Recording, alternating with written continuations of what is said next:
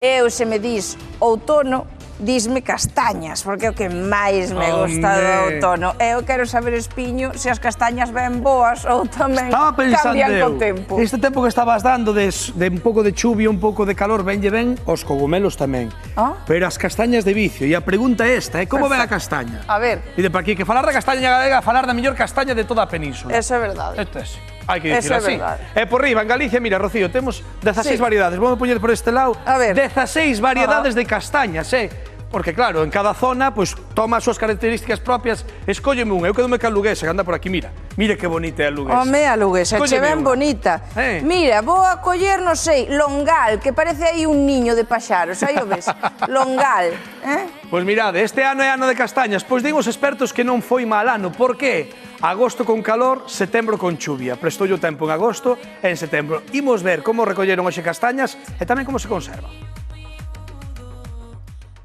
Bos días, José Antonio. Está revisando aquí o produto. Pois sí, aquí estamos revisando porque sempre hai enemigos que fan visitas e isto hai que visitalo a menudo. Pero estes son os bebés, non? Sí, aquí hai un proxecto dun solturo. Esta é unha variedade parede, pero chega máis tarde que a que está collendo agora, porque agora estaríamos collendo unha híbrida. Pero esta sí, este ainda falta un mes para chegar aí. Vai a souto bonito onde me trouxeches, José Antonio? Sí, aquí José Manuel e a súa familia teñen aquí un exemplo de souto.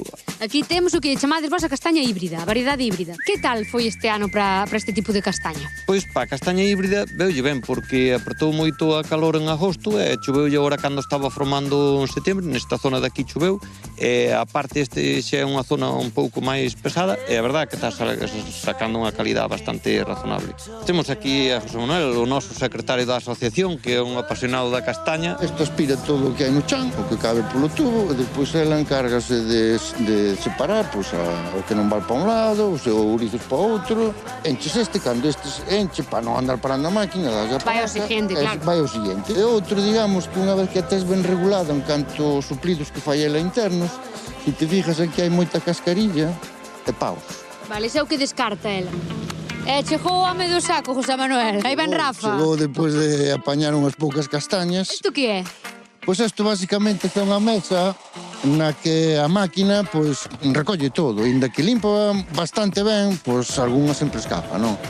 Digamos, facemos unha preselección. E iso chamase calibradora? Claro, un anaquiño de, que saliu, e aquí vai caendo por medida. A xente ten que entender que a castaña, inda que é un froito que parece moi duro, ao mesmo tempo é sensible. E o mellor sitio para conservalas é no frigorífico. Estos son xeitosos, Mira pa aquí, mira pa aquí, mira pa aquí. ¡Oh, 9! Mira. José Antonio, vai ser un bo ano de castañas. Pois, aquí na zona da Coruña esperamos que sí, porque se reuniron as condicións. Despois, o ano de castaña a nivel Galicia, dependemos moito que hai zonas que non choveu, a parte da que se queimou. En agosto arder, en setembro beber. Así que esta é a cámara onde as conservades. Donde elas teñen que estar para estar en condicións idóneas para chegar ao mercado.